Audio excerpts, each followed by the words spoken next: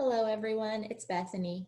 Today we're going to talk about incorporating some tactile input when you're working with your children on their body awareness. So tactile input is just another name for touch input. A lot of the things that we've been doing so far have focused on the propioceptive input, which is the sense from your joints and your muscles. A lot of that heavy work when your child is putting weight through their arms in supported sitting, or when they're laying on their arms in prone. Tactile input is another one of the senses that helps us get a good sense of where is my body. You combine the input from the outside of your body from touch with the input from the inside of your body from proprioception, and that helps you get a really accurate body map. Ideally, we would do the tactile input and the proprioceptive input together. But even as an OT, it's sometimes hard for me to juggle all of those things at once. Maybe it's a ball and your child and a pillow that's holding the ball in place. And we just don't have enough hands a lot of times. So sometimes what I'll do is I'll do the proprioceptive input first and then follow it up with tactile input. Other days when I'm a little bit shorter on time or I have a different treatment focus, I might just do the tactile input with your child seated at their chair, give them some tactile input to their arms and hands first, and then shift into an activity that's focused more on the reach and grasp. So I've gathered up a couple of items today that are going to be just reminders of some talking points for good tactile input. Textures are key for different tactile inputs.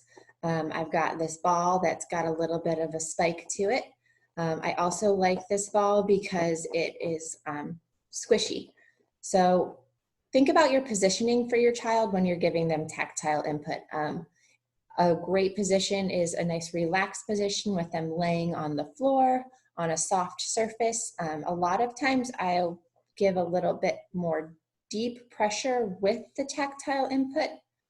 Sorry, trying to unbutton my sleeve here so it's actually on my skin so I can show you.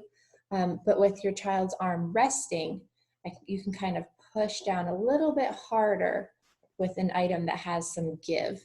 If an item was more rough or more solid than this, you wouldn't want to push down too hard. If your child has some tactile sensitivities, they might not like really light touch on their body. So make sure you follow their lead. If they're pulling away, if they're fussing, if they're grimacing, then pull back a little bit. It can be a little bit intimidating and a little bit overwhelming to have a tactile sensation given to you rather than initiating it.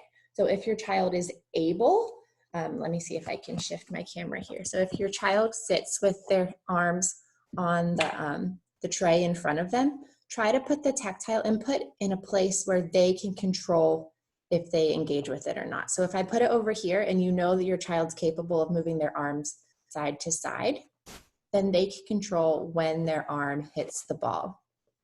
Another way that you can do this, I've got a washcloth here. Washcloths are great because you can put them in the freezer to make them cold. You could put warm water on them for some warmth sensation. But if your child wants to engage with the washcloth, they can move their hand over.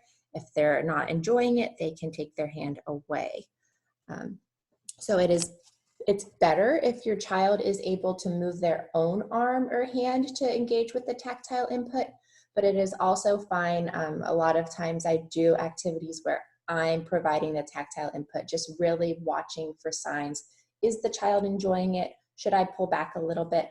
I always start with the hands. I think this is because a lot of your children have more control of their hands. So if I apply something to their hands and they don't like it, I can really quickly tell if they pull away. If they don't mind it on their hands, then I'll kind of work my way up, up, up to the shoulders. On the skin is better because then they're feeling the actual input of the item. Again, I have a washcloth because mine's dry to prevent making a mess on this video, but you can do warmth or cold with a washcloth. And then the wet sensation is really good too. That provides additional input. So if they don't pull away with their hands, go ahead and work it up the length of their arm. So the washcloth is wet, hot, cold. And then also really fuzzy textures are good because that provides a little bit of a different tactile sensation.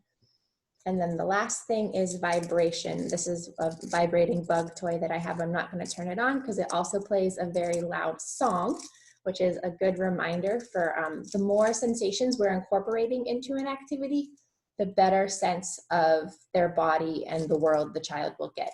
So if they feel the bug is vibrating on their hand and they hear the sound of the bug vibrating, then that is helping them piece together where the bug is and where their hand is. That is, checking my notes here, yes, that is all I have for today for tactile input. Try to incorporate it if you can with the heavy work activities. But like I said, sometimes it's awfully hard to juggle a child, a ball, a pillow, tactile input. So if you do it immediately after, that's perfectly fine as well. Thank you, everybody.